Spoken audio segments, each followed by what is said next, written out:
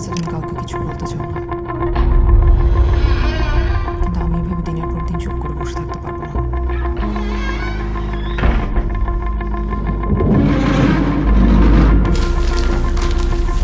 কোনো কিছু ঠিক মতো না জেনে কাউকে অ্যাকিউজ করবে না, কখনো না। খোদার কসম, আপনি যদি এই কথাটা কাউকে বলছেন, আমি কলেজের ছাদ থেকে নামতাম। ইমো, আপনার আগে আমাকে এক্সপ্লেইন করতে হবে কেন আমার মেয়ে সরি বলবেন।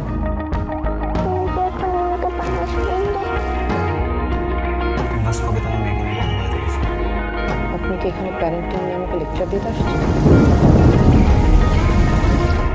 মিঠু না করলে কি করবেন আপনি? এমন করে কথা বলবো যে তুমি জীবনে ভুলই করো। আমি কিভাবে জানি তুমি আমাকে মিথ্যা বলছো? না না স্যার, ওয়ারিটা আমার কিছু হয় না, আমি নিজে পার্সোনালি ব্যাপারটা ডিল করছি। আপনার সাথে তো আর কিছু হয় না, কেন আপনি এরকম করতেছেন?